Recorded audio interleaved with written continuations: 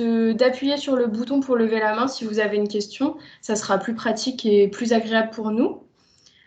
Pour présenter l'association en quelques mots, donc Géolimno a été créée en 2015.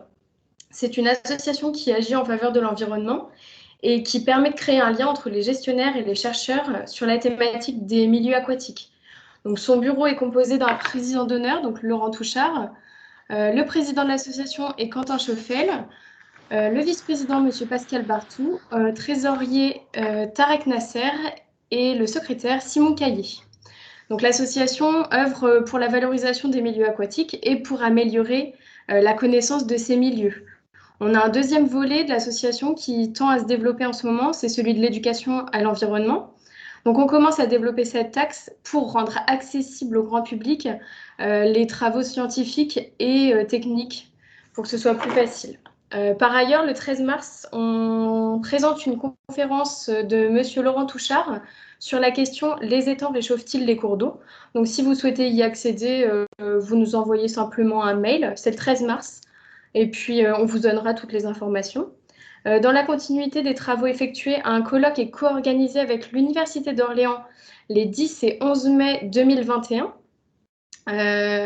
Si vous souhaitez assister aux 2 journées suivies d'une sortie terrain, le tarif est de 120 € et les inscriptions se font via le laboratoire CEDET. Mais vous pouvez aussi seulement assister à la 2e journée qui sera via Géolimno pour le tarif de 35 €. Donc, il faudra juste nous dire par email si vous êtes intéressé. Les inscriptions sont publiques, mais on n'a pas encore la confirmation si l'événement pourra avoir lieu en présentiel, comme vous pouvez le savoir, compte tenu des conditions sanitaires. On va pouvoir commencer la présentation. Donc, on va débuter par une première partie présentée par Monsieur Quentin Chauffel, qui va aborder le sujet des étangs dans leur définition et leur caractérisation. Après un temps réservé aux questions, ça sera Francesco Donati qui prendra la parole en abordant les étangs dans une approche plutôt de mouvement d'eau et de courant. Et pour finir, Simon Caillé vous parlera de la dynamique sédimentaire. La boue des étangs, c'est quoi? Donc voilà, je laisse la parole à Monsieur Quentin Chauffel. Bonjour à tous. Parfait. Merci Céline pour cette transition et la description rapide et complète de l'association. Donc, moi, je me présente rapidement. Je suis Quentin Chauffel, donc je suis président, co-créateur cofondateur de cette association il y a maintenant 6 ans. Et j'ai effectué une thèse sur le fonctionnement des étangs, notamment le fonctionnement thermique et les liens entre les plans d'eau et les cours d'eau, que j'ai terminé en 2010, soutenu à l'Université d'Orléans en 2019. Donc là, je vais vous présenter quelque chose d'un peu différent, qui va un peu introduire ces 3 conférences, et donc introduire les 2 suivantes, qui est sur le contexte des étangs actuels, et toujours dans le cadre de cette journée mondiale des zones humides, et un peu en posant la question, qui est en marge des zones humides, quelle est vraiment la place un peu des étangs? Donc pour certaines personnes qui n'ont pas forcément toutes les connaissances sur ces milieux, on va faire une rapide présentation. Donc, en fait, depuis la directive cadre sur l'eau, qui est une directive européenne, il y a une volonté d'arriver à des objectifs de bon état écologique, notamment des cours d'eau, avec des dates qui sont fixées à ne pas dépasser, avec des pourcentages d'objectifs à atteindre. Donc, on a établi depuis les années 2000 une politique de résultats, même axée sur l'environnement, et qui a des conséquences assez fortes sur le milieu, qui demande vraiment des actions et justement des résultats, des efforts à faire sur le terrain. Donc, le problématique lié aux étangs, aux petits plans d'eau, on va dire globalement, c'est qu'il y a un peu une considération que les principes physico-chimiques des petits plans d'eau sont comme ceux des cours d'eau. En fait, les plans d'eau sont dans ce qu'ils appellent la masse d'eau cours d'eau, et notamment liés à leur petite taille et leur faible profondeur. Donc, on va avoir une masse d'eau plan d'eau qui va être liée au plan d'eau de plus de 50 hectares. Donc là, on va les considérer comme un fonctionnement purement de plan d'eau, des lacs, comme on a l'habitude de les connaître. Par exemple, peut-être les plus grands étangs, mais aussi comme le lac Léman, des grands lacs, le lac Baïkal, etc. Et donc, là, on a vraiment un fonctionnement pur de plan d'eau. Et pour les plus petits, inférieurs à 50 hectares, ça a été considéré comme des cours d'eau. Donc, on lié au fait que, théoriquement, ils doivent avoir les mêmes caractéristiques physico-chimiques, les mêmes exigences écologiques, les mêmes, etc., que les cours d'eau. Et on va voir ça, ça peut poser des complications dans la gestion, et c'est notamment lié à l'absence de connaissances réelles de leur fonctionnement.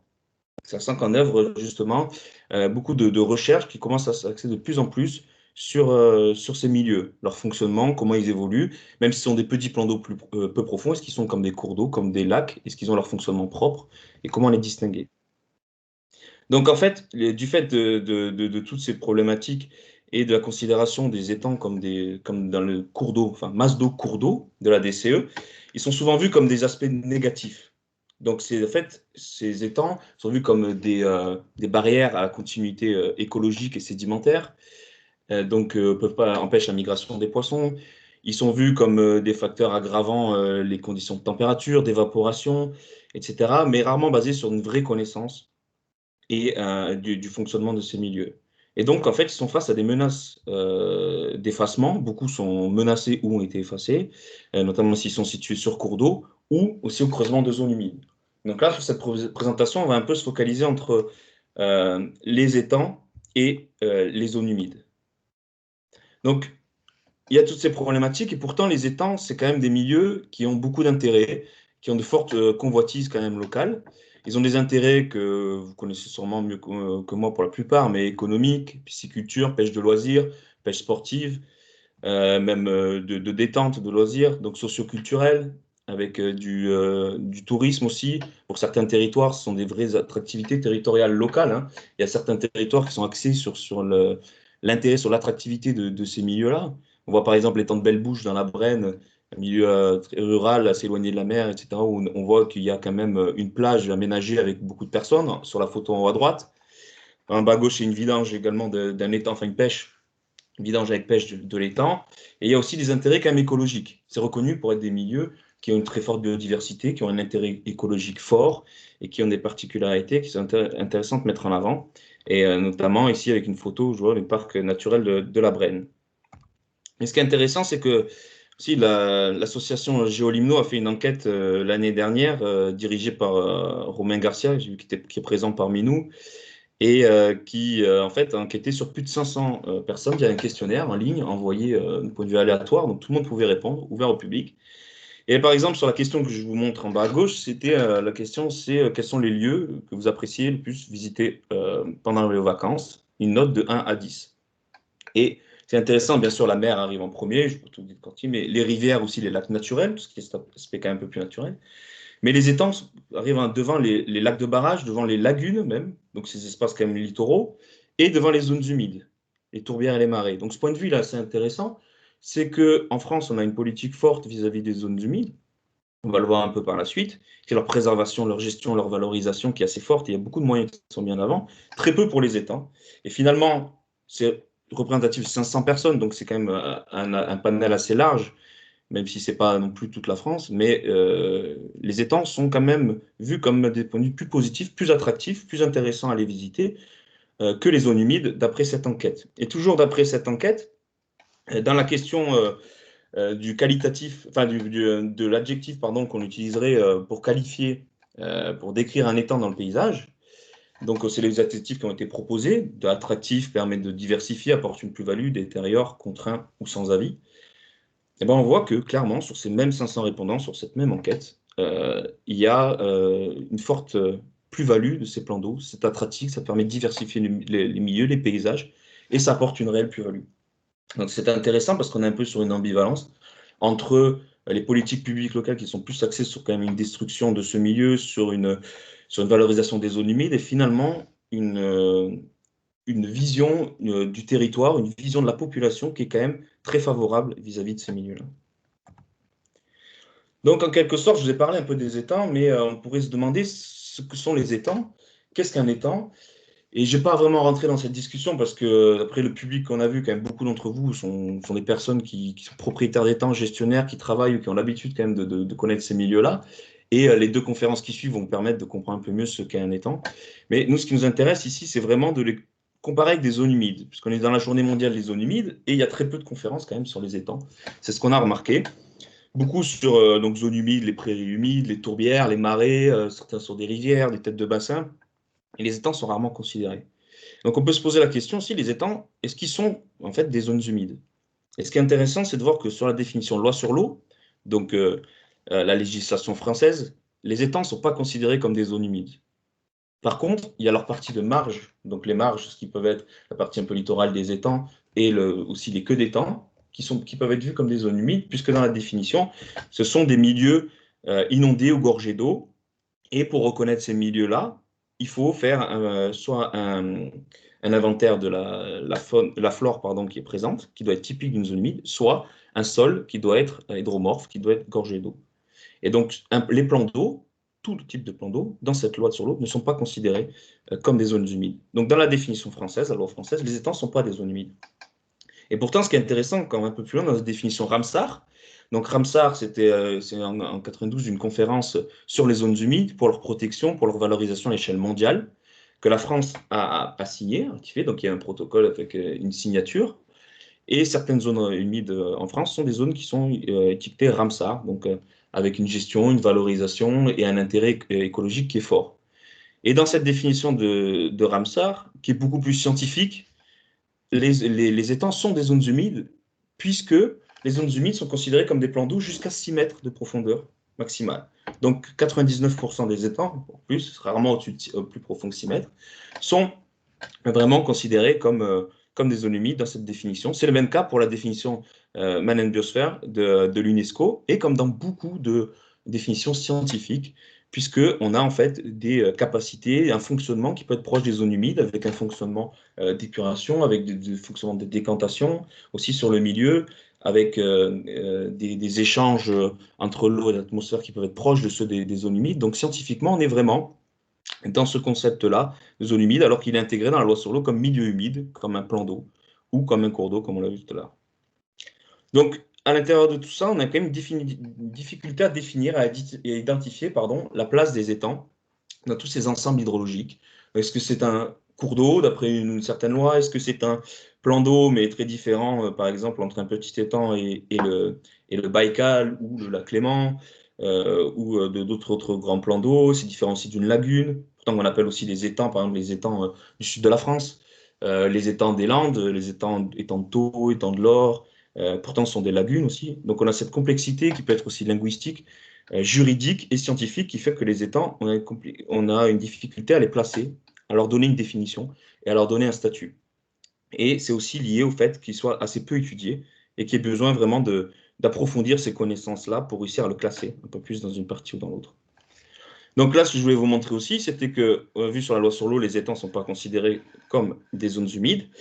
Pourtant, par exemple, sur cette carte, c'est le ministère de l'Environnement, Observatoire statistique du ministère de l'Environnement, donc un point de vue ministériel, qui a publié cette carte en montrant les zones humides d'importance majeure. Et je vous ai entouré en rouge certaines régions d'étangs. Donc, on a par exemple, je ne sais pas si vous voyez la souris, mais on a ici une partie de la Sologne, la Brenne, on reconnaît bien.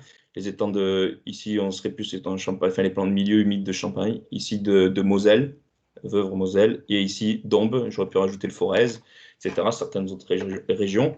On voit que donc c'est reconnu quand même que ces régions d'étangs sont des zones humides d'importance majeure. Donc, comme je vous ai dit avec Ramsar aussi, des régions d'étangs sont des régions identifiées comme Ramsar. Mais donc, en fait, on est face à un fait qu'on a des régions d'étangs qui sont reconnues comme des zones humides d'intérêt majeur international.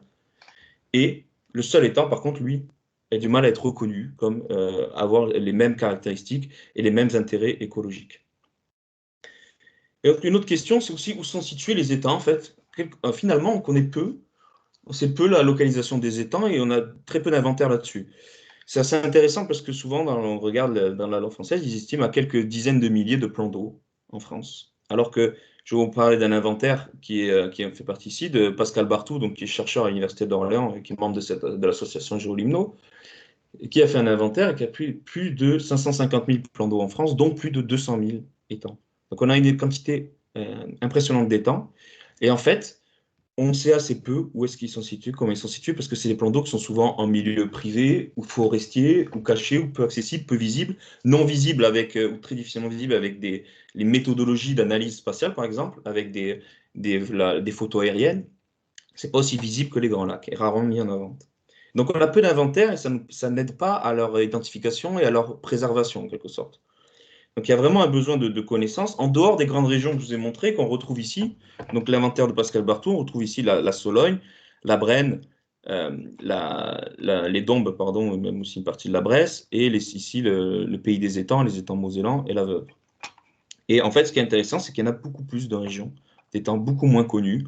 Certaines, par exemple, il y a le Sundgau aussi qui est assez connu, la région des 1000 étangs, donc Belfortin, qui a aussi une grande concentration d'étangs. Des régions ici la Gâtine, le Limousin, qui est très forte concentration d'étangs aussi, je vais vous montrer. Et ils sont peu connus en fait, parce qu'ils sont rarement mis en valeur, puisqu'ils ne sont pas uniformisés ou ils ne sont pas rassemblés autour d'un territoire qui est mis en avant en fait. Ce sont plusieurs individualités, pardon, plusieurs petits plans d'eau qui ne sont pas regroupés ensemble et donc peu valorisés. Pourtant, voilà, je vous remontre aussi une carte de cet inventaire. Chaque point noir sur cette carte à gauche, c'est un plan d'eau.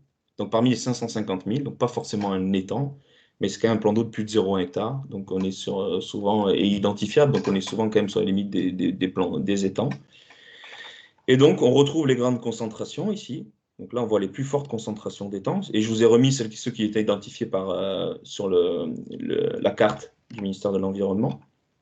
Et on voit qu'il y a beaucoup de régions qui n'ont pas été identifiées. Donc, je vous remontre ici, sud de l'Alsace, le Belfortin et le Sundgau. Le Limousin qui ressort très bien, pas forcément de très très forte concentration, mais énormément de très forte quantité d'étangs. Donc, on retrouve les marges du Massif central, marges nord et ouest du Massif central, et aussi les Pays de la Loire, donc le Bocage vendéen et le sud du Massif armoricain. Et donc, en fait, finalement, on parle de régions d'étangs, souvent, on parle aussi la Sologne, la Brenne, etc. Mais on oublie que, par exemple, les Pays de la Loire sont les pays où il y a le plus de densité de plans d'eau. Ça peut être aussi lié aux marais. Il y a de très nombreux marais côtiers, mais il y a aussi une très forte densité d'étangs sur le massif armoricain. Donc les Pays de la Loire sont la région avec la plus forte densité, puis la région centre et Limousin aussi, le Poitou-Charentes, le Nord-Pas-de-Calais. Donc parfois, il y a des on peut penser que ce sont juste certaines régions, mais en fait, vous voyez la quantité, la répartition quasiment assez homogène en France, mais avec des fortes concentrations sur certaines parties, et donc certaines très connues, très bien mises en valeur à l'heure actuelle, et d'autres en fait où il y a une quantité importante d'étangs, mais ceux-là ne sont pas considérés, pas mis en valeur et assez peu connus. Donc je m'arrêterai là-dessus et je conclurai simplement en disant qu'en fait les étangs, c'est assez compliqué leur place. Ils sont parfois considérés comme des zones humides, parfois comme des plans d'eau, donc on pourrait le considérer comme un lac, parfois comme des cours d'eau. Et donc on n'a aucune définition qui est réellement ancrée. On ne peut pas vous dire un étang, c'est ça, c'est telle chose. Et ça va dépendre aussi de la discipline de la personne. Elle va avoir son aspect du plan d'eau, ça va dépendre de certains pays aussi, des approches linguistiques, etc. Et donc, c'est assez complexe. Et il y a vraiment un besoin d'avoir une meilleure connaissance du fonctionnement du milieu, vraiment, pour en améliorer sa gestion, mais aussi pour en améliorer d'un premier point de vue. C'est l'intérêt un peu de cette présentation, c'est d'en améliorer déjà sa connaissance. Pour valoriser un plan d'eau, pour le mettre en avant, pour le comprendre, vraiment, il faut le connaître déjà. C'est le premier des éléments. Et donc, c'est là où je terminerai en disant qu'il y a besoin de mieux connaître les différents fonctionnements de ces milieux, qui sont vraiment un interface réellement entre lac, rivière et zone humide, comme on l'a dit. Et donc, il y a ce besoin de connaître donc, son fonctionnement, qui soit fonctionnement abiotique, donc quelle est la physico-chimie, quel est son fonctionnement, est-ce qu'il a des phases de stratification thermique, c'est-à-dire de différence de température entre la surface et le fond, qui vous seront présentées par Francesco Donati juste après ma présentation. Et aussi, qu'est-ce qu'il y a des fonctionnements qui vont varier d'un point de vue sédimentaire? Est-ce que ça fonctionne comme un lac? Est-ce que ça fonctionne comme un cours d'eau? Est-ce qu'il y a vraiment une ambiguïté? Est-ce qu'il y a une hybridité de ces milieux? Et là aussi, Simon Caillé va vous parler un peu de ce fonctionnement sédimentaire des étangs. Voilà, je vous remercie de votre attention sur cette courte présentation et n'hésitez pas en tout cas si vous avez des questions, puis on passera aux présentations des personnes suivantes. Donc, merci Quentin pour cette présentation. Voilà, il y a déjà quelqu'un qui a compris le principe de lever la main. Donc si vous avez une question, allez-y, n'hésitez pas. S'il y en a qui ne savent pas où est le bouton pour lever la main, n'hésitez pas, hein. Donc voilà. Donc la parole est à Monsieur Rimbaud. Allez-y. Oui, alors je me présente Pascal Ribaud, donc je suis le président de la filière aquacole des Pays de la Loire. Je reviens sur la notion de définition quand vous expliquez les prises en compte dans Ramsar et l'UNESCO et la non prise en compte dans la loi sur l'eau au sens français. Je voulais savoir si cette directive cadre sur l'eau, elle est européenne, si cette problématique de définition existait sur d'autres pays que la France. Alors, merci pour votre question. Alors, c'est beaucoup plus complexe à l'échelle européenne. Il y a la DCE est bien à l'échelle européenne, mais après, en fait, il y a une adaptation à l'échelle locale de la DCE. Et en France, c'est la LEMA, la loi sur l'eau et les milieux aquatiques, qui est cette adaptation, donc en 2006, quelques années après.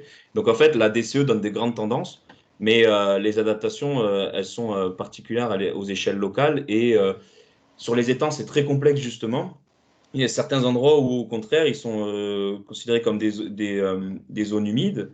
En Angleterre, par exemple, mais ce qu'on appellerait ponde, c'est lié à une zone humide, un milieu aquatique. Donc, on a vraiment une protection qui va être un peu différente. Mais ils vont appeler, ça va être compliqué parce qu'ils vont appeler, par exemple, un réservoir tout ce qui est plan d'eau, étang que nous, on voit souvent en retenue sur un cours d'eau. Donc, on va avoir aussi des différences qui vont être aussi linguistiques. Mais il y a vraiment des particularités locales. Beaucoup de pays appliquent leur définition de la loi leur définition de protection et de mise en avant de ces milieux qui sont parfois valorisables pour les étangs. En République tchèque, c'est également le cas, par exemple. Et aussi, pour avoir connu un peu l'Estonie, c'est aussi le cas. Et donc, c'est des milieux à préserver puisqu'ils sont considérés comme des plans d'eau. Les plans d'eau sont aussi à préserver ou comme zone humide. Voilà. Mais en France, la LEMA a mis vraiment, d'ailleurs, un décret juste après la LEMA a mis un point fort sur la continuité écologique, hein, vous le savez très, très probablement. Et du coup, ça fait que les étangs, comme beaucoup sont en barrage, eh ben, ils ne peuvent pas accepter de considérer les étangs comme des zones humides. Et je terminerai juste en disant que d'ailleurs, il y a un rapport de 2 députés, dont Madame Tufnel, je ne me souviens plus de l'autre député, il y a 3 ans, mandaté par le Premier ministre Édouard Philippe, et qui demandait justement de voir si on pouvait revoir ces questions-là de zones humides. Et sa proposition était d'établir les zones humides comme tout milieu humide ou gorgé d'eau ou plan d'eau inférieur à 2 mètres de profondeur moyenne. Mais ce rapport, il n'est jamais passé, il n'a pas encore été accepté, il est encore en débat. Et donc, on voit que ça reste très, très compliqué, en tout cas à l'échelle de la France. Mais oui, la question, parce que souvent, bon, par exemple, quand on intègre des commissions locales de l'eau sur des sages, on nous met toujours la directive cadre sur l'eau européenne en tête. Ça fait beau, mais on oublie très souvent de dire que c'est les transcriptions françaises qui peuvent nous poser problème, alors que nos voisins, vous citez la Tchéquie ou d'autres pays, n'ont pas du tout les mêmes approches. Oui, oui, clairement, c'est pas une excuse. C'est pas mon message, c'est quand je vous écoute, c'est pas forcément l'Europe qui est le problème. Non, non, non, l'Europe, par exemple, dans la continuité écologique, c'est l'annexe 5 qui dit que il y a possibilité, si on n'arrive pas à atteindre les paramètres à atteindre le bon état des paramètres physico-chimiques, des paramètres écologiques, si on n'arrive pas à réduire la pollution, on peut essayer d'y arriver par le rétablissement de la continuité écologique, notamment latérale et pas seulement longitudinale. Donc, c'est une proposition et la France l'a adaptée, par exemple, en le mettant vraiment en avant et en mettant vraiment un poids là-dessus. Donc non, c'est vraiment aussi, c'est la LEMA, c'est vraiment l'adaptation française qui se base sur ce document, mais qui peut après être variée un petit peu. Donc l'excuse européenne, elle n'est pas forcément valable dans tous les cas, ça c'est sûr. D'accord, merci. La parole est à Monsieur Loiseau. Bon, on ne vous entend pas, monsieur, je crois que vous avez coupé votre micro.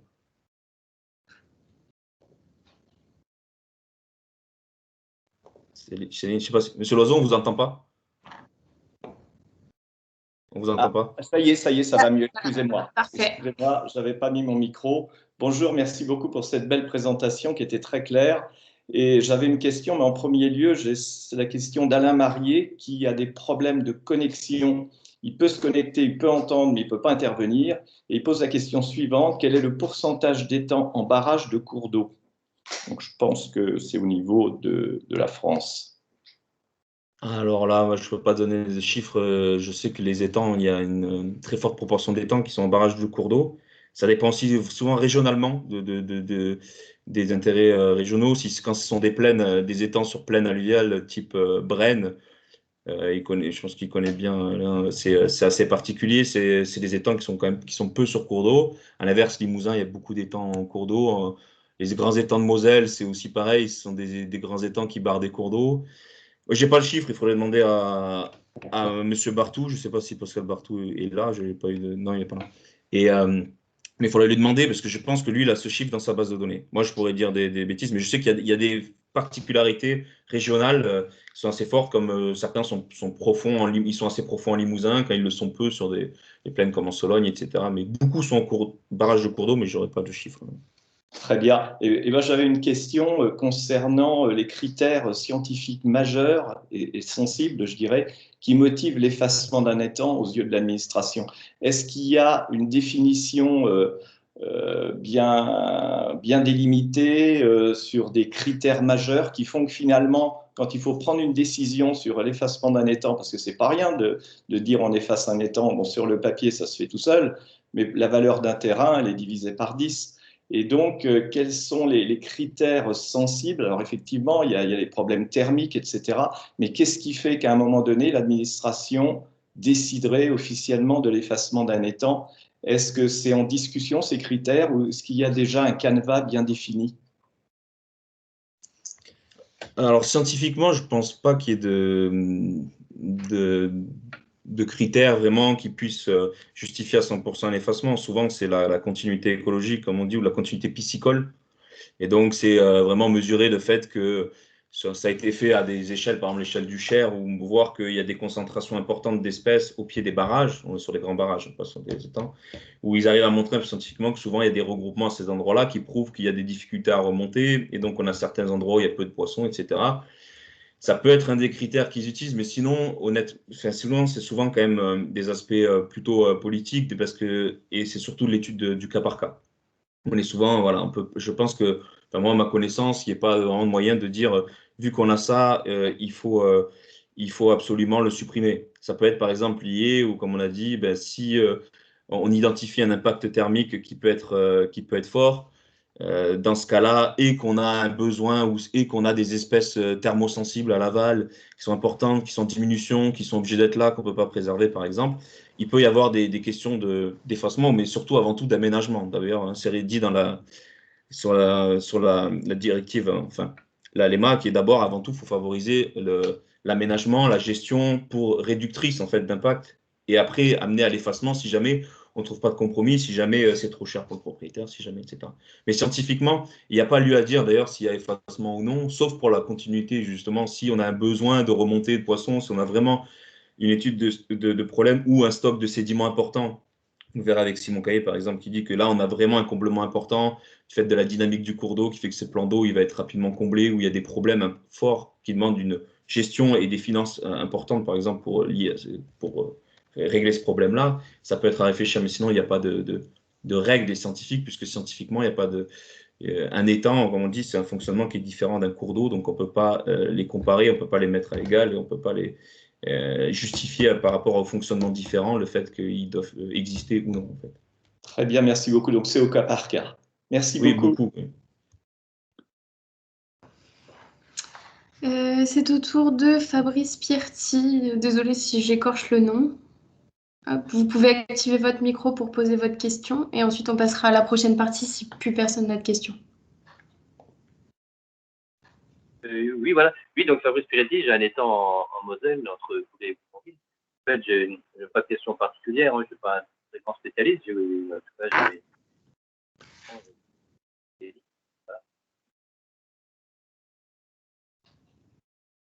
On ne vous entend pas très bien. Oui, j'ai un étang en Moselle, entre Goulet et Bourgonville. Un petit étang d'1 hectare, mais je n'avais pas de question particulière. Je suis très intéressé par la conférence, en tout cas. Je ne sais pas si vous m'avez entendu, là. D'accord, parfait. Bon, on va passer à la prochaine partie, alors, dans ce cas. Donc, merci. On laisse la parole à Francesco Donati. Alors, bonjour. J'essaie de préparer ma présentation. Est-ce que tout le monde voit la présentation? Oui, c'est bon, Francesco. Vous la voyez? Oui, tu peux y aller. D'accord. Bon, bonjour, je me présente, je suis Francesco Donati. Je suis doctorant à l'Université d'Orléans. Je travaille pas spécialement sur les étangs. Je travaille sur les retenue des seuils en rivière que j'aborde d'un point de vue limnologique et j'utilise justement comme comparaison les étangs. Et donc, ces types de plans d'eau, je commence à bien le connaître. Et aujourd'hui, je voudrais aborder avec vous certains aspects de ces petits plans d'eau qui peuvent peut-être pas être immédiats pour tous, mais qui, à mon avis, sont très intéressants. Ils ouvrent différentes pistes des réflexions. Et donc, ce que je veux aborder aujourd'hui avec vous, je l'ai un peu résumé dans cette question qu'elle est expressément provocatrice. Est-ce que les eaux des étangs sont-elles stagnantes? Alors là, je pense que beaucoup d'entre vous sont en train de dire, bah, forcément, elles sont stagnantes, c'est un plan d'eau, les eaux des plans d'eau sont dormantes. Mais alors, je vous propose d'aller voir plus précisément cette question. Et par exemple, on peut commencer en observant les temps de séjour d'événement des eaux. Qu'est-ce que c'est les temps d'événement des eaux?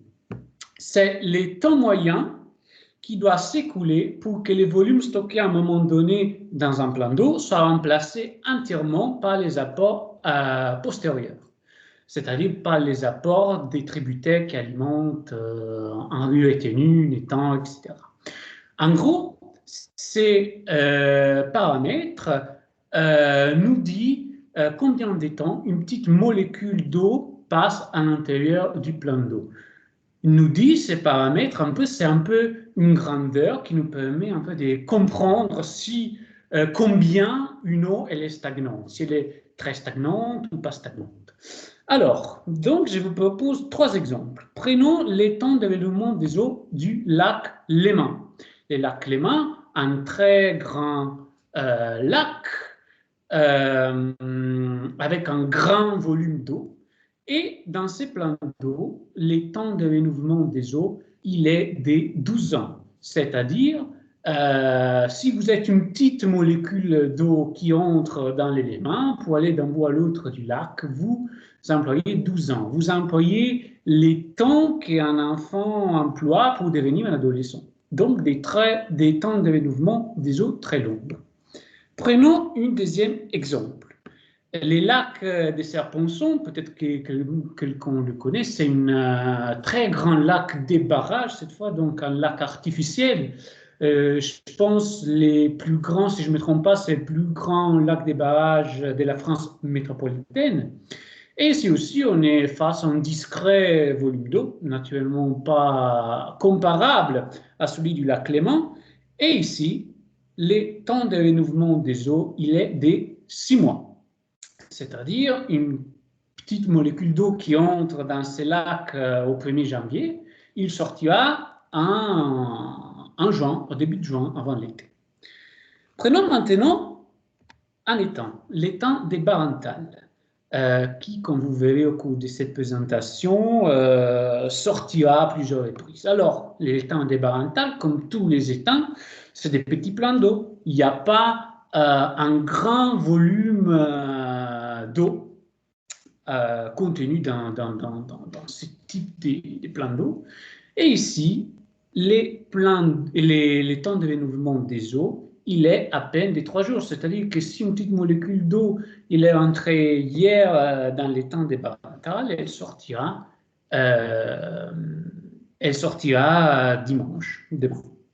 Donc, à travers ces 3 exemples, on peut donc déjà comprendre quelque chose et surtout, on peut affiner la question que je vous avais posée tout à l'heure et on peut la modifier et on peut se demander, est-ce que les eaux dormantes sont toutes pareilles? Est-ce qu'on peut comparer d'un point de vue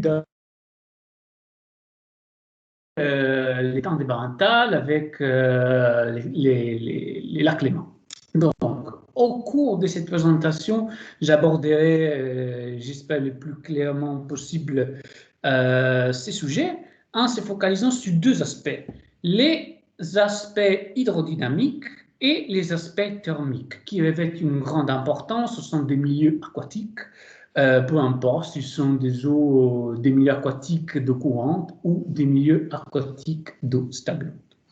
Alors, pour répondre à cette question, on doit tout d'abord comprendre comment une eau dormante, comme une plante d'eau, ou une eau courante, comme un cours d'eau, fonctionne d'un point de vue thermique et hydrodynamique, pour pouvoir ensuite chercher des indices qui nous aident à répondre, disons, à cette problématique.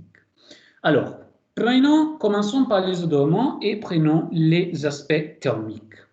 Les plans d'eau, toute eau dormante a un fonctionnement thermique particulier qui l'amène à se stratifier verticalement selon un gradient des températures et densités. C'est-à-dire, en gros, qu'on va retrouver généralement les eaux plus chaudes et moins denses en surface, alors qu'on retrouve celles plus froides et plus denses en profondeur. Ce type de configuration s'appelle stratification thermique directe et elle peut évoluer au fil des saisons. Par exemple, en hiver, on peut trouver ce qu'on appelle la stratification thermique indirecte, c'est-à-dire qu'on retrouve les eaux froides en surface et les eaux chaudes en profondeur. Ça, d'un point de vue thermique. Passons à l'hydrodynamique. Comment on caractérise d'un point de vue hydrodynamique les eaux dormantes? Alors, les eaux dormantes sont caractérisées par des flux d'eau pluridirectionnels. C'est-à-dire que dans ces milieux, on retrouve des eaux qui se déplacent dans toutes directions parce que ces mouvements sont engendrés par des forces, notamment les vents, qui sont changeants. Les vents peuvent souffler dans n'importe quelle direction.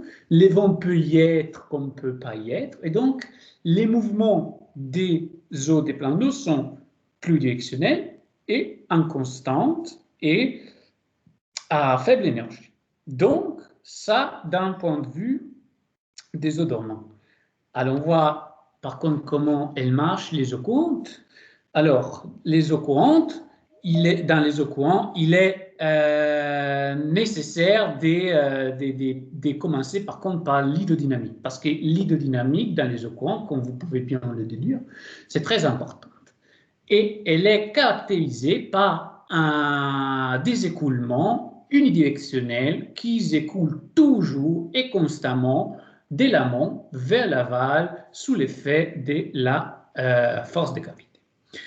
Ces mouvements unidirectionnels et constants, qu'est-ce qui provoque? Provoque un brassage permanent de la colonne d'eau des cours d'eau. Ce brassage, qu'est-ce qu'il fait? Il fait en sorte que la colonne d'eau soit uniforme d'un point de vue thermique. La chaleur dans la colonne d'eau des cours d'eau, elle se répand de façon uniforme. Donc, pour résumer, qu'est-ce qu'on a? On a d'un côté les eaux dormantes qui, d'un point de vue thermique, présentent ces phénomènes appelés des stratifications thermiques et sont caractérisées par des mouvements plus directionnels et changeants des eaux. De l'autre côté, on a les cours d'eau qui sont caractérisés par des mouvements unidirectionnels de l'amont vers l'aval et par une homogénéité thermique de la colonne d'eau. Donc, allons voir qu'est-ce qui se passe concrètement dans un étang. Alors, je me permets de faire un petit point méthodologique pour savoir un peu comment on étudie ces milieux. Alors, pour savoir s'il y a une stratification thermique, qu'est-ce qu'on fait en limnologie dans la science qui étudie les plans d'eau? On positionne ce qu'on appelle des chaînes de thermomètres, c'est-à-dire des dispositifs, des chaînes, des véritables chaînes accrochées à des bouées qui leur permettent la flottaison, à laquelle on va accrocher des thermomètres qui mesurent la température de l'eau, donc à différentes profondeurs. Faisons un exemple. On a une chaîne de thermomètres avec deux thermomètres qu'on appelle T1 et T2. Le premier, il est en surface, le deuxième, il est en profondeur. Comment on fait à voir s'il y a une stratification thermique? Très simplement, on fait les deltas, c'est-à-dire la différence entre T1 et T2, la température mesurée en surface et en profondeur. Si ce delta il est égal à 0, ça veut dire qu'il n'y a pas de stratification. Si au contraire, ce delta il est différent de 0, c'est-à-dire il est ou positif ou négatif, alors on a une stratification. Terminé pour les petits points méthodologiques. Allons voir dans le concret qu'est-ce qui se passe dans les états. Et je vous montre ce graphique qui a été réalisé par des données collectées par M. Schoffel au cours de sa thèse, qui nous montre les fonctionnements thermiques de l'étang de Barenthal. Donc, on a cette courbe. Je vous rappelle que quand la courbe touche 0, ça veut dire qu'il n'y a pas de stratification thermique, et quand elle ne touche pas 0, ça veut dire qu'il y a stratification thermique. Alors, voyons clairement qu'est-ce qui se passe. Entre février et, disons, début printemps, avril, on a deux situations, où on n'a pas stratification thermique, ou on a une stratification thermique inverse. On le voit très bien quand la courbe descend sur les zéros. Donc, on a ces stratifications très faibles qui se mettent en place dans les laps de temps d'une journée et qui se font le jour et se défont la nuit. Au fur et à mesure qu'on avance dans la belle saison, qu'on avance vers l'été, regardez, cette courbe, elle touche de moins en moins la ligne des zéros. Donc, cela, ça veut dire que pendant l'été, pendant la belle saison, effectivement, il y a des stratifications thermiques assez importantes dans la colonne d'eau des étangs. À la fin de l'année, vers octobre, on retrouve la même configuration thermique qu'on a vue en hiver, avec des stratifications thermiques qui se font de plus en plus rares et de plus en plus instables. Donc, est-ce qu'il y a donc une stratification thermique au sein des étangs? Bien sûr, il y a une stratification thermique. On a vu qu'elle est instable, qu'elle est plus fort au cours de certaines périodes de l'année et moins fort au cours d'autres moments de l'année, notamment l'hiver et l'automne. Et parfois, dans ces moments, elle est absente. Qu'est-ce qu'il nous dit ça, si on veut comparer ce type de fonctionnement au fonctionnement, disons, des grands plans d'eau? Regardez la image de gauche. Alors, je suis désolé, je n'ai pas trouvé une image en français. Mais en gros, c'est la classification thermique des plans d'eau selon leurs caractéristiques thermiques, selon leur cycle de stratification thermique, leur cycle de stratification et homogénéité thermique de la colonne d'eau. On a des plans d'eau comme les numéro 1, les amictiques, qui sont toujours stratifiés parce qu'il y a cette stratification thermique indirecte due au fait qu'ils sont toujours recouverts par la glace.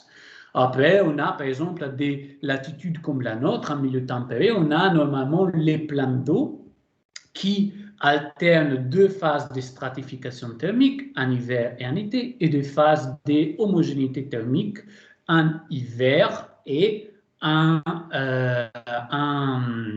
hiver et en automne. Les plans d'eau au milieu de cette les étangs, excusez-moi, au milieu de cette classification se trouvent dans les catégories des plans d'eau numéro 7 et 8. Les plans d'eau qu'on appelle normalement polymictiques. Les plans d'eau où justement la stratification thermique, elle n'est pas saisonnière, par exemple comme sur le lac d'Éléments, mais elle est hebdomadaire. Elle peut durer pour quelques semaines, après elle s'est défaite et peut-être quelques semaines après, elle serait faite. Donc, déjà, ce fonctionnement, cette instabilité de la stratification thermique nous dit déjà quelque chose, par exemple, que d'un point de vue thermique, un étang, ce n'est pas tout à fait égal au lac d'Éléments, par exemple, un grand lac, un grand plateau. Bon, ça d'un point de vue thermique. qu'est-ce qui se passe si on va voir les fonctionnements hydrodynamiques de ces plans d'eau? Alors, ici aussi, petit point méthodologique. Comment on fait à étudier les courants dans un étang? Ben, on le fait tout simplement en mettant des objets dérivants dans lesquels il est intégré un GPS qui permet de suivre les mouvements que cet objet capable de flotter accomplit au centre du plan d'eau. Donc, on jette cette bouée, cet objet flottant dans le plan d'eau, et on se pose ces questions. Comment elle se déplace, avec quelle fréquence et avec quelle vitesse, pour savoir la direction, l'intensité du mouvement et sa vitesse, son énergie. Carlini, un limnologue qui a travaillé sur ces thématiques, nous a dessiné, à travers cette méthodologie, nous a dessiné ces types de cartes. La carte des courants de l'étang des cieux, un étang qui se trouve dans les Limousins. Et qu'est-ce qu'il nous dit cette carte? Il nous dit qu'à l'intérieur de cet étang, il y a deux types de courants. Il y a un courant qui se déplace de l'amont vers l'aval, et Carlini nous dit que c'est les courants principaux qu'il a pu observer dans ces étangs. Ces courants qui se déplacent de l'amont vers l'aval suivant l'état vague du tributaire qui est l'immense cours d'eau. Et après, dans les zones les plus éloignées de l'ancien lit du cours d'eau, on a ces mouvements pluridirectionnels dont je vous parlais tout à l'heure qui se forment. Donc, est-ce qu'il y a des mouvements pluridirectionnels dans les étangs? Oui, il y a des mouvements d'eau pluridirectionnels, mais, il y a un mais, les courants principaux qu'on retrouve, c'est celui du tributaire, donc celui du cours d'eau qui alimente les plans d'eau qui va de l'amont vers l'aval. Ces courants pluridirectionnels sont dans les zones plus éloignées, comme je vous anticipais tout à l'heure, et ils sont de faible durée et de faible intensité. En effet, Carlini nous explique que dans tous les étangs qu'il a étudiés avec cette méthodologie que j'ai mentionnée tout à l'heure, les courants pluridirectionnels qui se forment sont loin d'être comparables à celles des grands plans d'eau ou qui peuvent durer pour plusieurs semaines ou de longues périodes. Alors, ici, dans les étangs, ces courants pluridirectionnels se concentrent dans des zones spécifiques et ils ont une faible durée et une très faible intensité. Donc, les conclusions et revenons à la question qu'on s'est posée au départ. Est-ce que les eaux des étangs sont-elles stagnantes? Alors, oui, bien sûr, sont stagnantes, mais entre guillemets, elles le sont moins que celles d'un lac. Donc, comment on peut définir un étang? Moi, j'ai propose de définir les étangs comme des milieux hybrides qui alternent, qui présentent en même temps des caractéristiques d'eau courante et des caractéristiques d'eau stagnante. Si jusqu'à là, je ne vous ai pas convaincu, je vous présente deux autres figures. Alors, cette figure-là représente, disons, schématise un fait que dans la limnologie, dans les études limnologiques qui s'occupent des plans d'eau artificiels, des retenues, il est avéré, tout le monde le sait. On sait que dans toute retenue, les tributaires qui entrent dans les plans d'eau, au fur et à mesure qu'il perd son énergie, il crée trois zones distantes.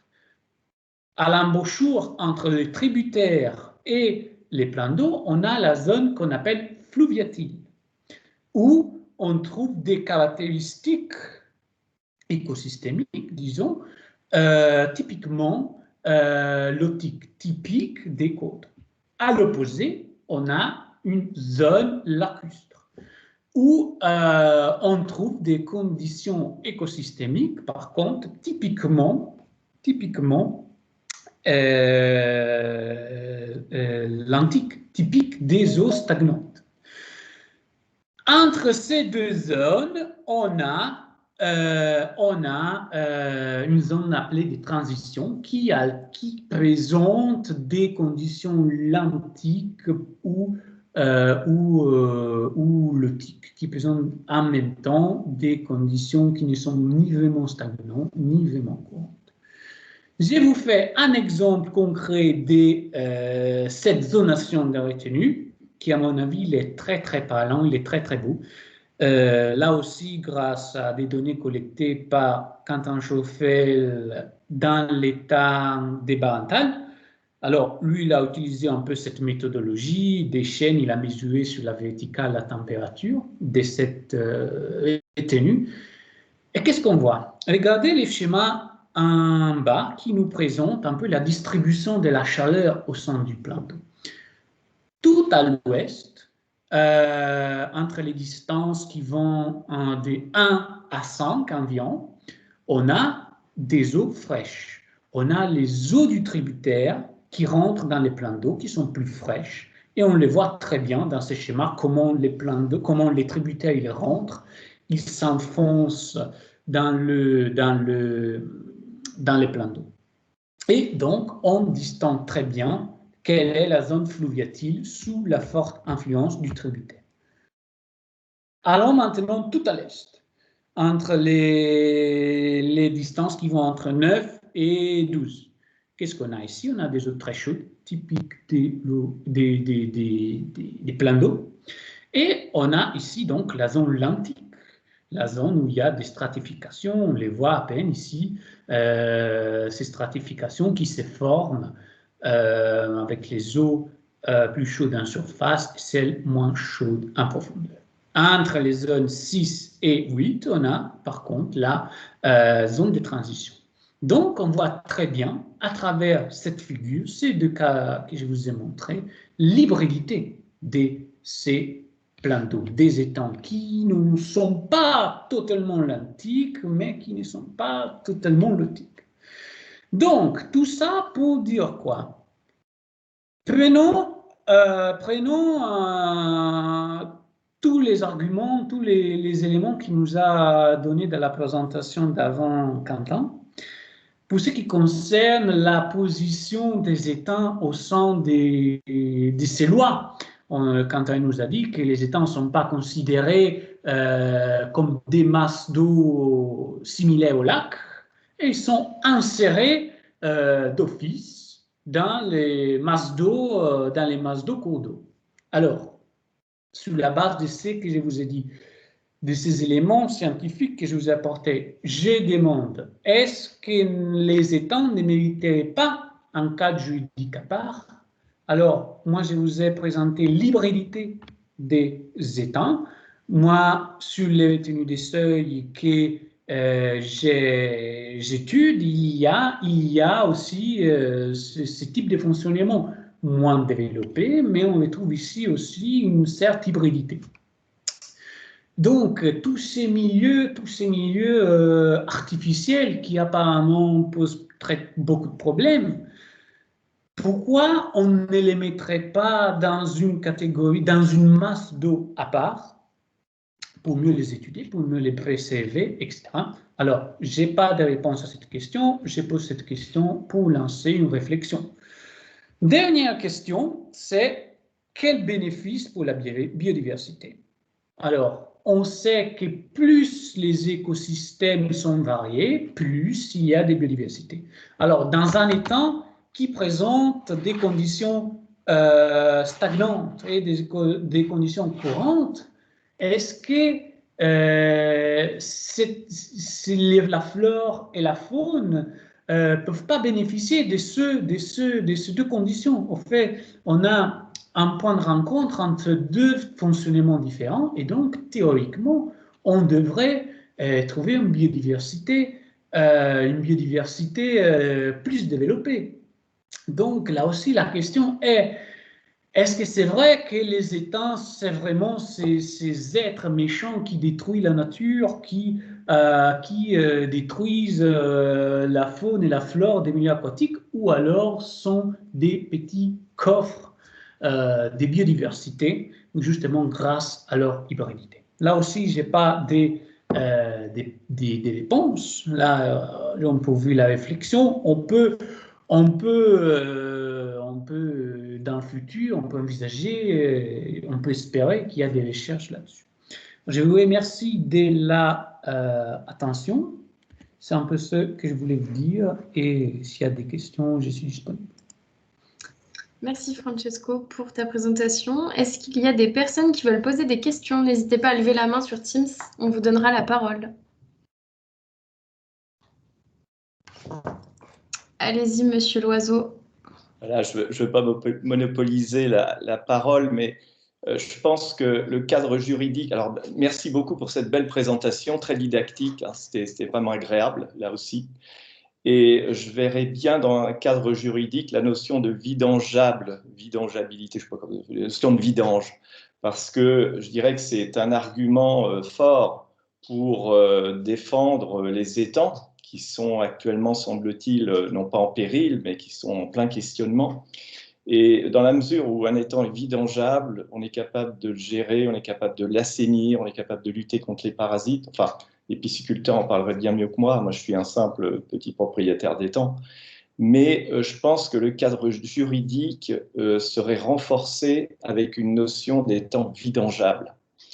Ça ne veut pas dire que les autres sont condamnables, les autres étangs, mais la notion de vidangeable, c'est quelque chose qui sécurise le politique, qui sécurise le décideur, parce que c'est une maîtrise dans la gestion.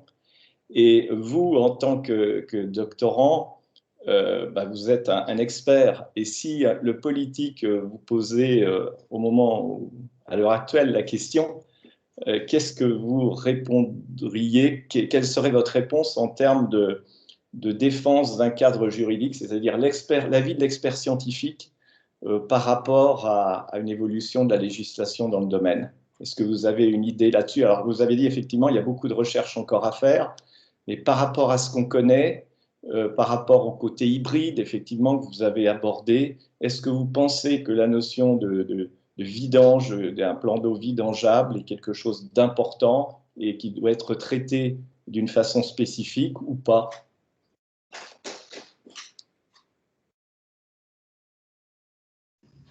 Francesco, ton micro n'est pas activé.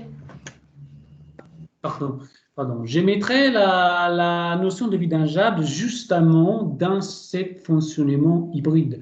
En fait, l'effet de pouvoir vidanger un milieu aquatique, alors moi je le vois comme un milieu aquatique, en étant tenu des seuils, je vois justement, ça fait partie de son fonctionnement.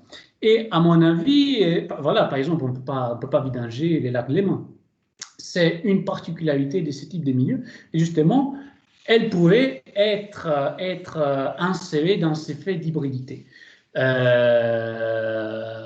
Et donc, voilà, moi, je trouve que c'est un élément en plus qui pourrait être utilisé pour argumenter face à un décideur, un gestionnaire, l'effet d'y créer peut-être une nouvelle masse d'eau, voilà, hybride. Voilà, moi, je trouve, je propose des termes, peut-être c'est pas les plus adaptés.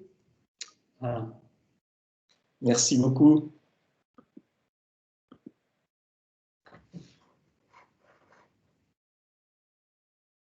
Merci.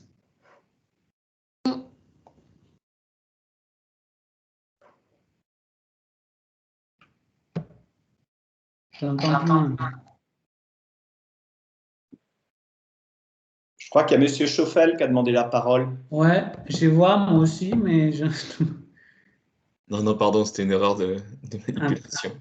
Désolé. Mais si je pouvais juste ajouter un petit point sur le côté de vidanger, c'est quand même extrêmement intéressant. Et par exemple, dans le côté linguistique, quand même, dans étang, la forme de base de l'étang, ça veut quand même dire étancher, donc vidanger, en fait, en quelque sorte. Donc, c'est la capacité à vidanger.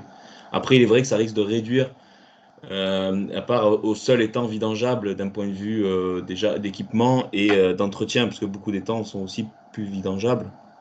Et ça peut aussi poser des problématiques pour ces autres plans d'eau qui ne seraient pas vidangeables, où il faudrait changer un aménagement, où il faudrait revoir certaines choses. Et donc voilà, mais c'est intéressant quand même d'ajouter ce côté de vidanger qui paraît un peu assez logique pour nous. C'est tout, je pense.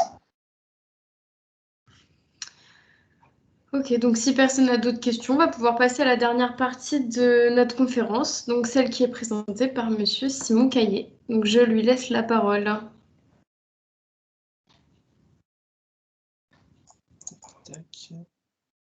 Alors, attends tout. Oui, nous avons tout. Très bien. Hop. Voilà. Donc, bonjour à tous. Donc moi, je m'appelle Simon Caillé. Je suis actuellement doctorant à l'Université d'Orléans, au laboratoire CEDET. Collègue de Francesco, ancien collègue de Quentin. Et donc, aujourd'hui, on va se poser la question des bouts d'étang. Alors, qu'est-ce que c'est? À quoi ça correspond exactement? Alors, on va migrer très rapidement de la notion de bout d'étang à la notion de sédiment. Qu'est-ce que c'est? D'où ça vient? Alors, un sédiment, c'est toute particule de matière qui est transportée par du fluide. Alors ici, bien sûr, on restera dans de l'eau, et pouvant être déposée dans le lit d'un cours d'eau ou d'un plan d'eau. Alors, bien sûr, cela va dépendre du contexte géomorphologique, donc de la nature des sols, de la nature de la roche qui est sous les sols, de la nature climatique, mais également écologique, ou encore de la vitesse, du calibre du cours d'eau. Alors, le sédiment lui-même, il peut être divisé en deux grandes parties, avec la partie minérale, qui rassemble diverses classes avec diverses tailles de minéraux, des argiles, des sables, des graviers, des blocs, avec, je dirais, il y a une petite quinzaine de classes à l'intérieur de cette catégorie de sédiments minéraux. En termes de complémentarité, on a aussi une composition organique des sédiments, avec une partie végétale et animale. Alors, les végétaux, cela peut être tout ce qui est lié aux végétations rivulaires, donc qui poussent aux abords des cours d'eau, ou toute autre végétation qui pousse au sein du bassin versant. On peut également prendre en compte les végétations qui se développent au sein même des berges de faible profondeur du cours d'eau, toutes les végétations hydrophiles, les joncs, les nénuphars et autres. En ce qui concerne l'origine animale, alors bien sûr, on a les poissons et autres animaux qui évoluent au sein du cours d'eau, qui, par écoulement, je dirais, vont être emmenés au plan d'eau. Mais on a également toute la biodiversité qui régit au final la vie du plan d'eau, en allant du zooplancton, du phytoplancton, aux poissons et autres oiseaux qui évoluent aux abords du plan d'eau. Alors, les sédiments, d'où viennent-ils? On peut caractériser le plan d'eau à différentes échelles, c'est-à-dire que le système en entier qui aboutit à l'océan, on peut le transposer à l'échelle du plan d'eau, en transposant l'océan en tant que plan d'eau. On aurait donc le plan d'eau en tant que finalité potentiellement. On peut le voir aussi en tant que début de la suite, puisque de nombreux plans d'eau sont présents en chaîne et ils sont donc aussi l'origine du bassin versant de la suite. Donc si on reste à l'échelle d'un bassin versant qui se termine au niveau de l'étang, on va avoir une zone de production qui va être à l'amont avec des zones un petit peu plus accidentées, un cours d'eau qui va avoir une grande facilité de par sa pente à arracher de la matière et à l'exporter vers l'aval jusqu'à tendre vers une zone la plus plane possible et allant se jeter au final dans l'amont de l'étang, où on va avoir un dépôt au final le plus important de ces matières qui se seront déposées. Alors, à l'arrivée dans le plan d'eau, on peut avoir différentes formes qui vont se répéter en fait à différentes échelles. Alors, on va avoir une forme ici que l'on appelle le prodelta, qui est une forme qui existe à l'estuaire des grands fleuves qui vont se jeter dans l'océan, mais également, je vais dire, on va transposer à l'endroit de la confluence entre le cours d'eau et le plan d'eau. Ça va traduire l'avancement du cours d'eau dans le plan d'eau. Alors, ces matières qui vont se déposer elles vont se déposer de par la forte perte de vitesse en entrant dans le plan d'eau. La perte d'énergie dont parlait Francesco Donati tout à l'heure va amener au dépôt de l'ensemble des matières qui sont en suspension dans le cours d'eau, mais également par gravité au dépôt de l'ensemble des matières qui étaient emmenées tout doucement dans le fond du lit du cours d'eau, donc toutes les granulométries, on va dire, qui sont un petit peu trop grosses pour être emmenées en suspension, elles vont être roulées et venir se déposer à l'amont des plans d'eau. Alors, ici, nous avons ce qui est appelé un lac de barrage, mais qui a les caractéristiques d'un étang. C'est pour ça qu'on va s'y intéresser. On observe, alors la zone la plus foncée, ici, traduit l'emplacement de l'ancien lit du plan d'eau.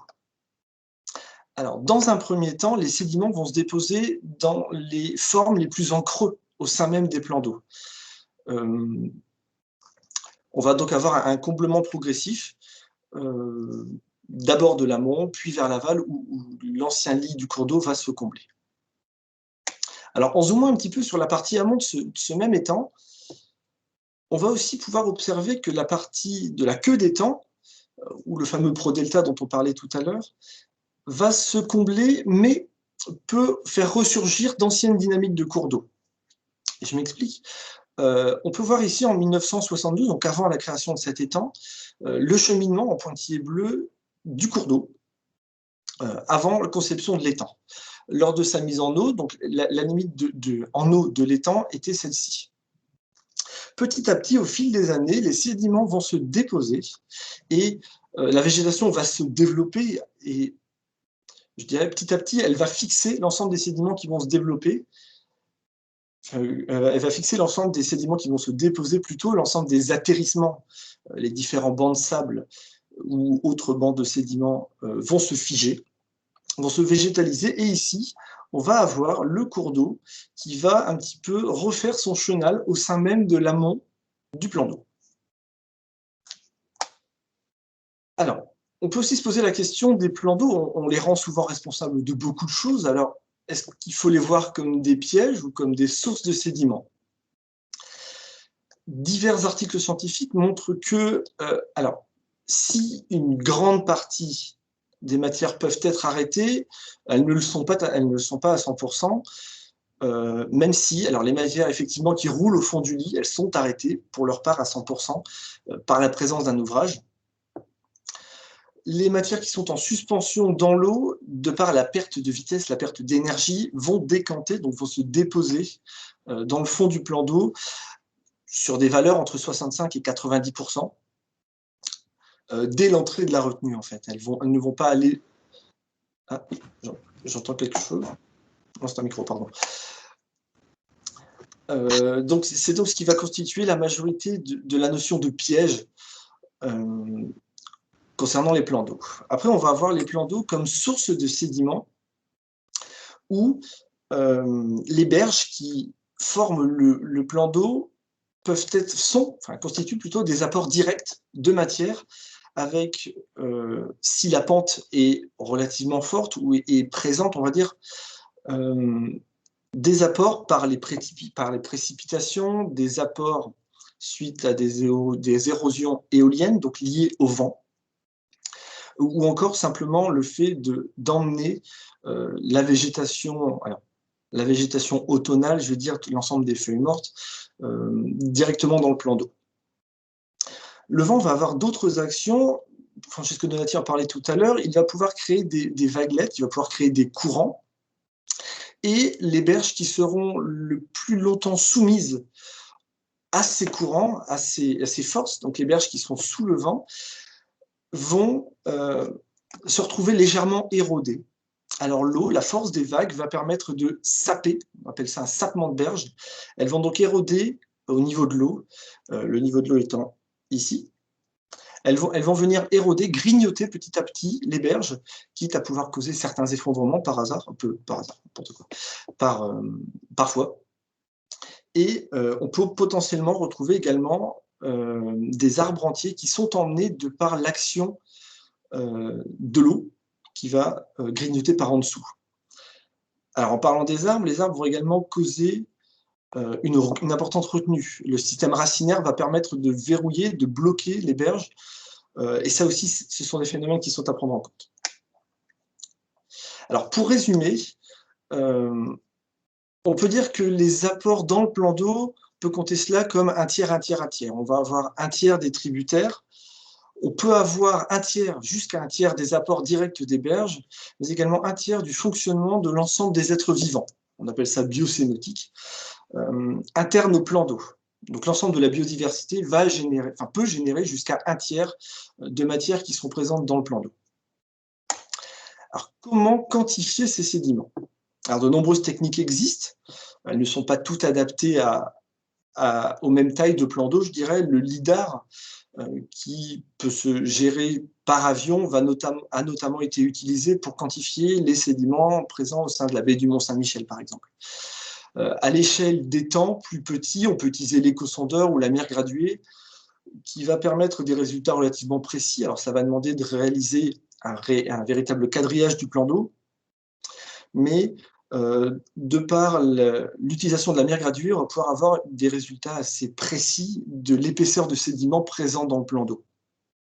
Alors, c'est très simple, on mesure la première épaisseur, qui va constituer donc la tranche d'eau. Donc, dès qu'on touche les sédiments, on peut mesurer. Puis, on enfonce jusqu'à avoir le socle au fond. Alors, on a une certaine retenue avec la mire graduée. Et la soustraction des deux va nous permettre d'obtenir l'épaisseur des sédiments.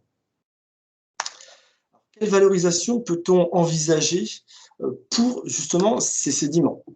Alors, certains pays, comme l'Estonie ou la Roumanie, par exemple, peuvent valoriser ces sédiments en cosmétique. Les bains de boue dans les bains thermaux sont plébiscités, sont mis en avant comme étant excellents bons pour la santé, pour la peau.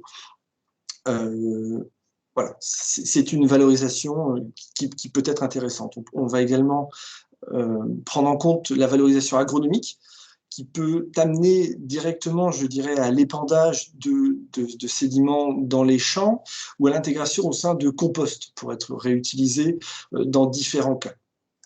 Donc, ils sont d'abord séchés, puis voilà, ils sont utilisés dans différentes industries. On peut également utiliser la capacité énergétique de ces sédiments.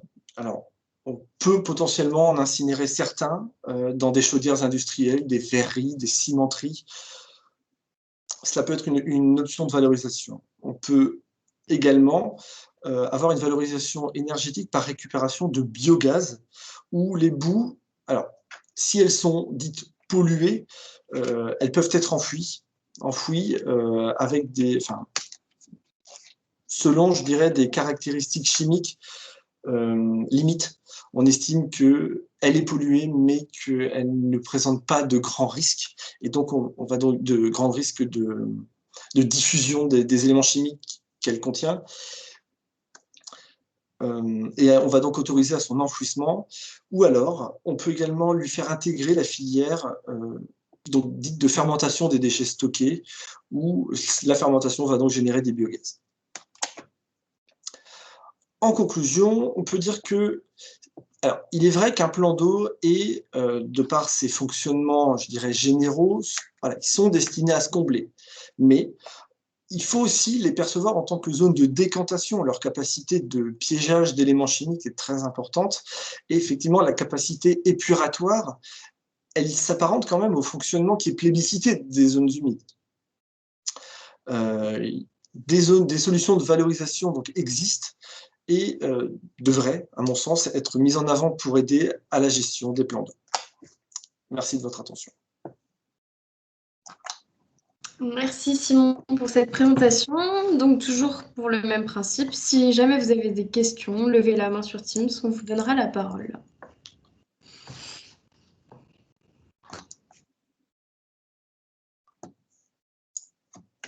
Si vous souhaitez parler, il faut activer votre micro.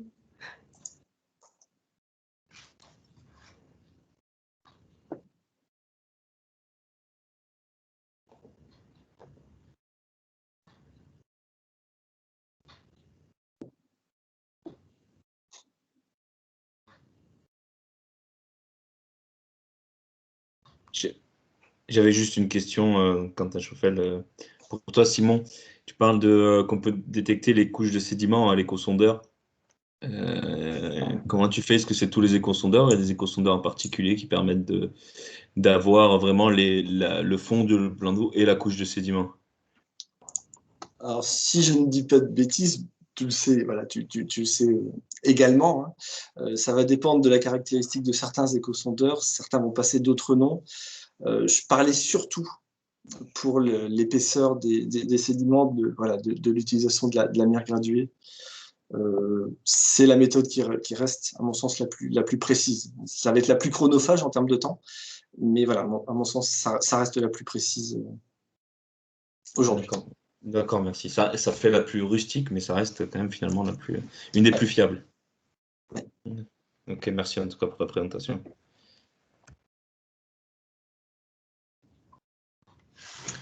Bon, si personne d'autre a de questions ni sur la présentation de Simon, ni sur la conférence en elle-même, on va conclure. Juste avant de terminer, je voulais juste vous montrer sur quel réseau vous pouvez nous suivre. Donc, de toute façon, pour vous inscrire à cette conférence, vous avez eu à aller sur Hello Asso.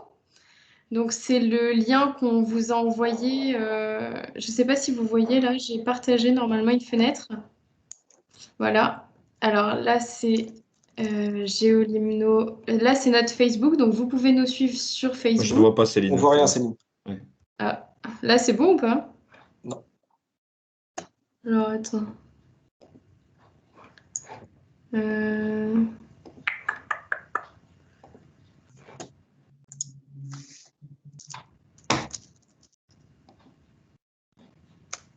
Là, vous voyez quelque chose?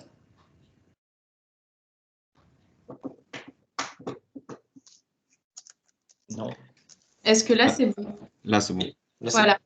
Donc ça, c'est notre Hello Asso. Donc c'est par ce lien-là que vous pouvez nous faire des dons ou alors adhérer à notre association. Et c'est aussi sur ce site-là qu'on propose toutes nos activités. Là où vous pouvez vous inscrire, c'est plus pratique. Ensuite, notre Facebook qui est ici, donc vous pouvez nous suivre sur le nom Géolimno Asso. Et en dessous, juste ici, le lien, c'est notre site internet. Donc le site internet de Géolimno. Et on est aussi présent sur le réseau social Twitter. Donc on poste souvent, régulièrement, les actualités qui se passent dans l'association. Voilà. Hop. Est-ce que certains ont des questions?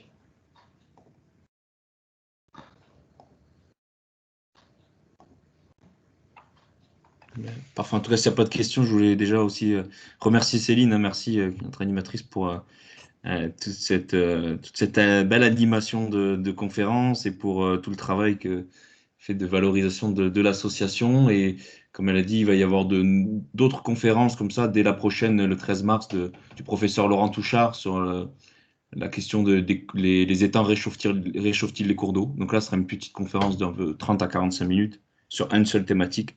Et on va essayer d'en faire un peu plus régulièrement. Donc voilà, si vous le souhaitez, vous nous dites soit par les réseaux sociaux comme on l'a présenté, soit par mail, si vous voulez continuer à nous suivre et voilà, pouvoir participer tout au long de l'année à ces conférences. En tout cas, merci à tous pour votre présence et bonne continuation, bonne journée à tous. Bravo et merci. Merci, au revoir. Merci bien. À bientôt. Bravo et merci, oui. Voilà. Merci. Très bien, oui.